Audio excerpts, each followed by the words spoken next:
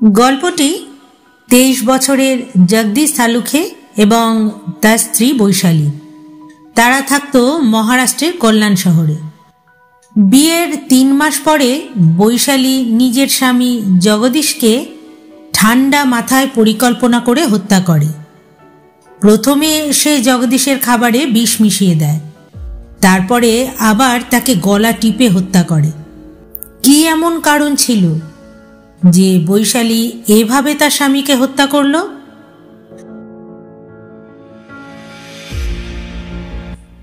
নমস্কার শ্রোতা বন্ধুরা, গল্পের আসরে সবাইকে স্বাগত।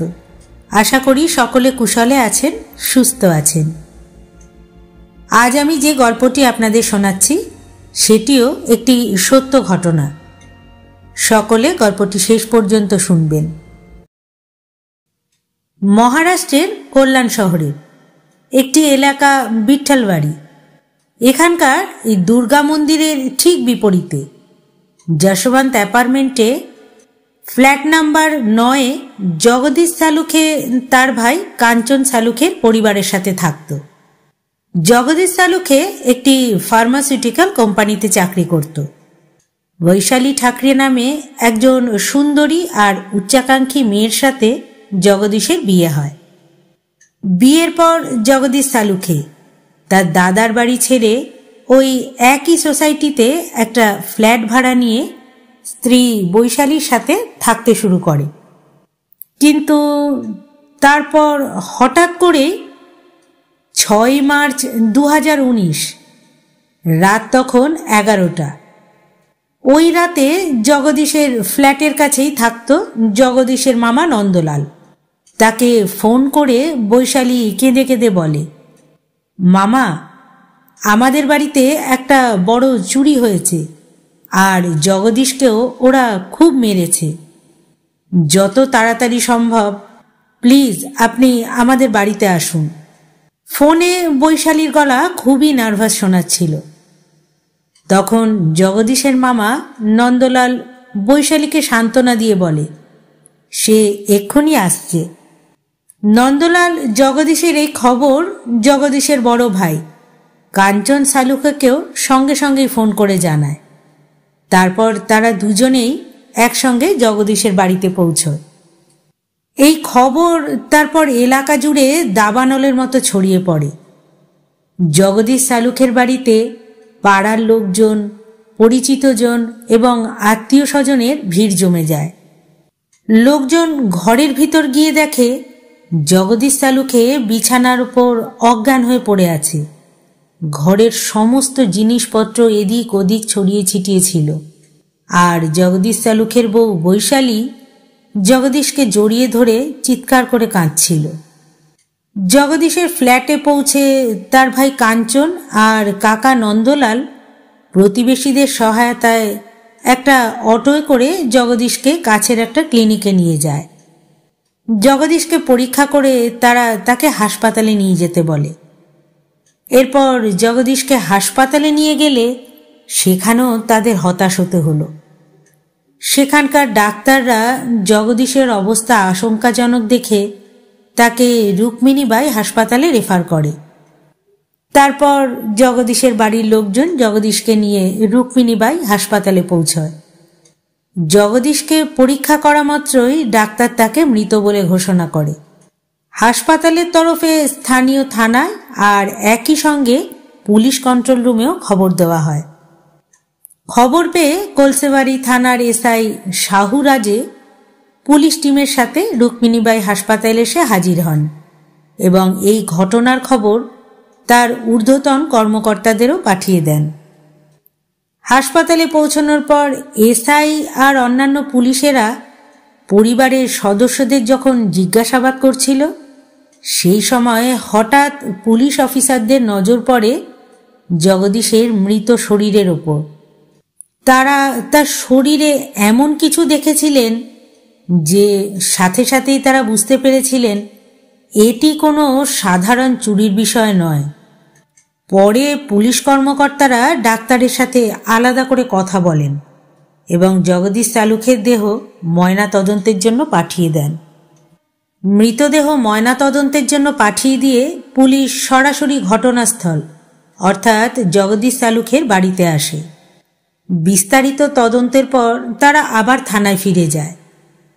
পুলিশ এই চুরি আর জগদীশ সালুখের যে হত্যার বিষয়, এটা কিন্তু যথেষ্ট গুরুত্বের সাথেই নেয়।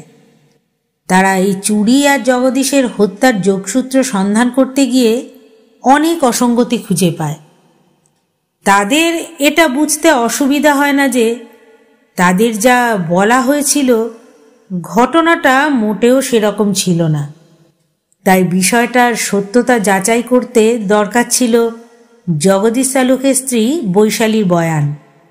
কিন্তু সেই সময় বৈশালী বয়ান দেওয়ার মতো অবস্থায় ছিল না। সেই জন্য এসআই শাহুরাজে বৈশালীকে পরদিন থানায় ডেকে পাঠান এবং তদন্তকারী পিআই মধুকর আর সুনিতা রাজপুতকে দায়িত্ব দেন বৈশালীকে জিজ্ঞাসাবাদ করার। বয়ানে বৈশালী জানায় সেদিন বাড়িতে রান্না করার মতো কোনো সবজি ছিল না। তার স্বামী জগদীশ সালুখেকে ফোনে সে বিষয়টা জানিয়েছিল, কিন্তু কাজ থেকে ফেরার সময় জগদীশ সবজি আনতে ভুলে গিয়েছিল। সেই জন্য বৈশালী নিজেই বাজারে গিয়েছিল সবজি আনতে। কিন্তু যখন সে বাজার থেকে বাড়ি ফিরল, বাড়ির দরজা খোলা ছিল আর ঘরের ভিতরের অবস্থা দেখে সে একেবারে হতবাক হয়ে গিয়েছিল। সে দেখেছিল তার স্বামী জগদীশ খাটের ওপর অজ্ঞান হয়ে পড়েছিল আর ঘরের সব কিছু লণ্ডভণ্ড হয়েছিল। এমনকি চোরেরা তার বিয়ের গয়নাও চুরি করে নিয়ে গিয়েছিল। এইসব দেখে সে খুব ভয় পেয়ে গিয়েছিল। কিছু বুঝতে না পেরে স্বামীর মামা নন্দলালকে সে ফোন করে সব জানায়। জগদীশ আর বৈশালীর বিয়ের মাত্র 3 মাসও কাটতে পারল না, হঠাৎ জগদীশ এইভাবে মারা গেল। এরপরে পুলিশ বৈশালীর বক্তব্যের ভিত্তিতে অজ্ঞাত ব্যক্তির বিরুদ্ধে চুরি আর হত্যার মামলা দায়ের করে তদন্ত শুরু করে। কিন্তু জগদীশের ময়না তদন্তের রিপোর্ট এলে তা দেখে পুলিশের সন্দেহ সোজা বৈশালীর ওপরই পড়ে। একমাত্র বৈশালী তখন ছিল পুলিশের রাডারে। বৈশালীর ওপর সন্দেহের জেরে পুলিশ এবার জগদীশ সালুখের পরিবারের সদস্যদের জিজ্ঞাসাবাদ শুরু করে। জগদীশের পরিবার এই মৃত্যু একটা গভীর ষড়যন্ত্র বলেই দাবি করে। পরিবারের সদস্যদের বক্তব্য অনুযায়ী বৈশালী আর জগদীশের বিয়ে তো হয়েছিল, কিন্তু বৈশালী এই বিয়েতে খুশি ছিল না। বিয়ের আগেই 2 বার সে জগদীশকে জানিয়েছিল সে এই বিয়ে করতে রাজি নয়। পরিবারের সদস্যের প্রচণ্ড চাপের কারণেই সে পরে বিয়ে করতে রাজি হয়েছিল। এরপরেই পুলিশ বৈশালীর কাছ থেকে এই কথার সত্যতা জানতে তাকে জিজ্ঞাসাবাদ করবার জন্য আবার ডেকে পাঠায়। প্রথমে সে পুলিশকে অনেক মিথ্যা বলে বাঁচার চেষ্টা করে, কিন্তু পুলিশ এমনই কিছু প্রশ্ন করে যাতে সে পুলিশের কাছে ধরা পড়ে যায় এবং অবশেষে সে তার অপরাধ স্বীকার করে। এখন প্রশ্ন হলো, বৈশালী তার স্বামী জগদীশকে কেন নির্মমভাবে খুন করেছিল? এখান থেকে ঘটনাটি মনোযোগ দিয়ে শুনুন, যাতে কারুরই আর জগদীশের মতো এরম নির্মম পরিণতি না হয়। 23 বছরের জগদীশ একজন সুদর্শন আর শান্ত স্বভাবের ছেলে। সে মূলত জয়গাঁও তালুকার রাভা জনপদের বাসিন্দা ছিল। তার বাবা গোকুল সালুখের গ্রামে কিছু জমি ছিল, আর এছাড়াও রাভায় তাদের একটা সেলুন ছিল। গোকুল সালুখের পরিবারে তার স্ত্রী আর 2 ছেলে।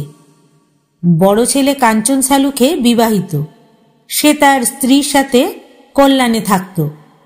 ছোট ছেলে জগদীশ সালুখে বাবা মার কাছে থেকে পড়াশোনা করছিল। গোকুল সালুখে ভেবেছিলেন ছোট ছেলে হয়তো তাদের সাথেই থাকবে, চাষবাস করবে আর দোকানটা চালিয়ে সংসারের দায়িত্ব সামলাবে। কিন্তু লেখাপড়া শেষ করার পর তা আর হয়নি। গ্রামে থাকতে জগদীশের আর ভালো লাগেনি, তাই সেও শহরে গিয়ে থাকার জন্য জোর দিতে শুরু করে। শহরে আসার পর সে তার বড় ভাই কাঞ্চন সালুখের পরিবারের সাথেই থাকতে শুরু করে। কিছুদিন পর অম্বরনাথে অবস্থিত একটা ফার্মাসিউটিক্যাল কোম্পানিতে চাকরিও পায়। চাকরি পাওয়ার পর জগদীশের বাবা গোকুল সালুখে তার বিয়ের জন্য নিজের আত্মীয় পরিজন আর পরিচিতদের বলে। তখনই মালাডের ঠাকরে পরিবারের 22 বছর বয়সী বৈশালী ঠাকরের সম্বন্ধ আসে। বৈশালী ঠাকরে তার পরিবারের একমাত্র মেয়ে। বাড়িতে তার এক ভাই সতীশ ঠাকরে আর মা ছিল। বাবা তার আগেই মারা গিয়েছিল। সতীশ ঠাকরের কাঁধেই ছিল বাড়ির পুরো দায়িত্ব, তাই সতীশ তখনও বিয়ে করেনি। বৈশালী যেমন সুন্দরী ছিল তেমনি চঞ্চল আর হাসি খুশিও ছিল। এই কারণে জগদীশ তাকে প্রথম দেখাতেই পছন্দ করেছিল। বৈশালীর পরিবারও জগদীশকে পছন্দ করে। সম্বন্ধটা দুই পরিবারেরই খুব ভালো লাগে। সেই সাথে তাদের পুরানো পারিবারিক সম্পর্কও বেরিয়ে আসে। ঠাকরে পরিবার যত তাড়াতাড়ি সম্ভব বৈশালীর বিয়ে জগদীশ সালুখের সাথে করিয়ে দিতে চেয়েছিল। একে অপরকে দেখে পছন্দ করার পর উভয় পরিবার এবং তাদের আত্মীয়রা বৈশালী আর জগদীশ সালুখের সাগাই করিয়ে দিয়েছিল। বিয়ের তারিখও ঠিক হয়ে গিয়েছিল ওদের। সাগাইয়ের পরই জগদীশ আর বৈশালী ফোনে কথা বলা শুরু করে। দুজনে দেখাও করত, একসাথে ঘুরেও বেড়াতো। এইভাবেই প্রায় 6 মাস চলে। জগদীশ সালুখে কিন্তু বৈশালীর সাথে বিয়ে ঠিক হয় খুব খুশি হয়েছিল। অন্যদিকে বৈশালীর কিন্তু এই 6 মাসেই জগদীশকে আর পছন্দ হচ্ছিল না। কারণ জগদীশের মতো সহজ সরল ছেলে নয়। বৈশালীর পছন্দ ছিল মডেল টাইপের স্মার্ট ছেলে। সে এমন একজনকে স্বামী হিসেবে চেয়েছিল যে তার কথা শুনে চলবে এবং তার সমস্ত ইচ্ছে পূরণ করবে। তাই বিয়ের দিন 20 আগে জগদীশকে বৈশালী ফোন করে মুম্বাইয়ের দাদর রেলওয়ে স্টেশনে ডাকে এবং বেশ দুঃখিত হওয়ার ভান করেই জগদীশকে বলে যে সে তাকে বিয়ে করতে চায় না, কারণ তাদের চিন্তা ভাবনা মানসিকতা একে অপরের সাথে মেলে না। বৈশালী আরও বলে যদি তাদের দুজনের বিয়ে হয় তারা দুজনেই কোনোদিনই সুখী হতে পারবে না। তাই সে জগদীশকে অনুরোধ করে এই বিয়ের সম্বন্ধটা ভেঙে দিতে, তাহলে তারা দুজনেই ভবিষ্যতে ভালোভাবে বাঁচতে পারবে। বৈশালী ঠাকরের এ কথা শুনে জগদীশ চমকে ওঠে। তার কারণ ছিল তার পরিবারের সদস্যরা বিয়ের প্রস্তুতি পুরো সম্পূর্ণ করে ফেলেছিল। বিয়ের কার্ডও আত্মীয় স্বজনদের পাঠিয়ে দেওয়া হয়ে গিয়েছিল। জগদীশ বিষয়টা বৈশালীকে বোঝানোর চেষ্টা করে, কিন্তু সে জগদীশকে হুমকি দিয়েই বলে যদি জোর করে বিয়ে করা হয় তবে সে বিষ খেয়ে আত্মহত্যা করবে। জগদীশ তখন বৈশালীর এই কথায় খুব ভয় পেয়ে যায়। সে তার পরিবারের লোকেদের সব কথা জানায়। বৈশালীর এই সমস্ত কথা বৈশালীর পরিবারকে জানানো হলে বৈশালীর দাদা আর মা ওকে যথেষ্ট শাসন করে। পরিবারের চাপে পড়ে বৈশালী তখন ক্ষমাও চায় আর বিয়েতে রাজিও হয়। বৈশালী পরিবারের অনুরোধে জগদীশের পরিবার বিয়েতে রাজি হলেও তারা বৈশালীকে আর বিশ্বাস করতে পারছিল না। তারা সাফ জানিয়ে দেয় ভবিষ্যতে বৈশালী কোনো রকম ভুল কাজ করলে তার জন্য জগদীশের পরিবার কোনোভাবেই দায়ী থাকবে না। জগদীশের পরিবার আলাদা করে একটা গ্যারান্টি আর ক্ষমার পত্র বৈশালীকে দিয়ে লিখিয়ে নিজেদের কাছে রেখে দেয়। তারপর তারা আবার বিয়ের প্রস্তুতি শুরু করে। অবশেষে পরিবারের চাপের কাছে হার মেনে বৈশালী জগদীশকে বিয়ে করতে রাজি হলেও জগদীশকে মনে মনে স্বামী হিসেবে মেনে নিতে পারছিল না। মনের মধ্যে জগদীশকে নিয়ে বিভ্রান্ত ছিল বলেই বৈশালী বারবার বিয়ে পিছিয়ে দিচ্ছিল। বিয়ে ঠিক 8 দিন আগে বৈশালী জগদীশের সঙ্গে একটা রেস্টুরেন্টে দেখা করে। সে এবার বলে যে সে এত তাড়াতাড়ি বিয়ে করতে চায় না, কারণ সে বিউটিশিয়ান কোর্স করতে চায়। এই কোর্স করে সে তার কেরিয়ার গড়বে, তারপর বিয়ের কথা ভাববে। সে জগদীশকে বলে আপনি বিয়ের তারিখটা পিছিয়ে দিন, আমার কেরিয়ার যখন প্রতিষ্ঠিত হবে তখন আমরা তো যে কোনো সময় বিয়ে করতে পারি। জগদীশ বৈশালীর এবারের কথা শুনে বেশ রেগে গেল। সে প্রথমে বৈশালীকে বোঝানোর চেষ্টা করে, কিন্তু কোনো লাভ হয় না। তখন বেশ কড়া সুরেই বলে, তুমি নিজেই তো তোমার পরিবারকে এই কথাগুলো বলতে পারো, কেন বলছো না? তারপরে জগদীশ রেগে সেখান থেকে চলে যায়। জগদীশের এই আচরণে বৈশালীও বেশ রেগে যায়। সে ঠিক করে এই সমস্যা এখন তাকেই সামলাতে হবে, তাকেই কিছু একটা করতে হবে। বাড়িতে ফিরে যাওয়ার পরও সারা রাত বৈশালী এই ব্যাপারেই ভাবতে থাকে। সকালবেলা সে তার সমস্যার সমাধান খুঁজে পায়, যা ছিল খুবই বিপজ্জনক। এদিকে বৈশালী আর জগদীশের বিয়ের জন্য পরিবারের সবাই তো খুব খুশি ছিল, বন্ধুবান্ধবরাও খুব খুশি হয়েছিল। বৈশালীর মনোভাব কিন্তু একেবারেই সেরকম ছিল না। বৈশালীর বন্ধুরা বিয়ের আগে একটা ব্যাচেলার্স পার্টি দেওয়ার জন্য বৈশালীর কাছে আবদার করলে বৈশালী বিয়ের 3-4 দিন আগে বাড়িতে ছোট্ট করে একটা পার্টির আয়োজন করে এবং সেই পার্টিতে জগদীশকেও নিমন্ত্রণ করে। পার্টিতে এলো জগদীশ, কিন্তু সেদিন একেবারেই এনজয় করতে পারেনি, এমনকি পার্টিতে কোনো খাবারও খায়নি। সে তাড়াতাড়ি বাড়ি ফেরার জন্য উঠে পড়ে। সেই সময় বেশ হাসি হাসি মুখে বৈশালী জগদীশের কাছে আসে এবং তাকে খাবার দাবার প্যাক করে দেয়। আরও বলে বাড়িতে পৌঁছেই সে যেন এই খাবারগুলো খেয়ে নেয়। কিন্তু জগদীশ সেই খাবার খায়নি, কারণ বাড়ি যাবার পর টিফিন বক্স খুলতেই খাবার থেকে একটা অদ্ভুত গন্ধ বেরোচ্ছিল। বৈশালী পুলিশকে তার বয়ানে বলেছিল সেদিন জগদীশের সেই খাবারে সে বিষ মিশিয়েছিল। ভাগ্যের জোরে জগদীশ সেদিন বেঁচে গিয়েছিল। অবশেষে এলো সেই দিন, 29শে ডিসেম্বর 2018। বৈশালী ঠাকরে আর জগদীশ তালুকের খুব ধুমধাম করে বিয়ে হলো। বিয়ের পর বৈশালী আর জগদীশ হানিমুনে হিল স্টেশনে গেল। এই বিয়েতে জগদীশ খুব খুশি হয়েছিল, আর বৈশালীর বিরুদ্ধে তার যত অভিযোগ ছিল সব ভুলে গিয়েছিল। কিন্তু বৈশালী এই বিয়েতে মোটেও খুশি ছিল না। সময়ের সঙ্গে সঙ্গে বৈশালীর আচরণেও ব্যাপক পরিবর্তন আসে। সে জগদীশের সাথে আপোষ করে থাকলেও তার পরিবারের লোকজনদের সাথে ঝগড়া অশান্তি কারণে অকারণেই শুরু করে দেয়। এতে বিরক্ত হয়ে জগদীশের পরিবার তাকে আলাদা থাকার পরামর্শ দেয়। তখন জগদীশ ওই একই কলোনিতে একটা ফ্ল্যাট ভাড়া নিয়ে বৈশালীর সঙ্গে থাকতে শুরু করে। বৈশালীও মনে মনে তাই চেয়েছিল। সে তার নিজের ইচ্ছে মতো চলতে চেয়েছিল। সে তার নিজের ইচ্ছে মতো জীবন কাটাতে ভালোবাসত। নতুন বাড়িতে আসার পর তাকে তার ইচ্ছে মতো চলতে কেউ ছিল না বাধা দেওয়ার। সে সম্পূর্ণ স্বাধীন ছিল। সারা দিন মোবাইলে কথা বলতো। জগদীশ এ বিষয়ে কখনো আপত্তি জানালে সে জগদীশের সাথে ঝগড়া শুরু করত। যদিও বিয়ের পর মানুষ আনন্দে খুশিতে জীবন কাটায়, কিন্তু জগদীশের দাম্পত্য জীবন ছিল অশান্তিপূর্ণ।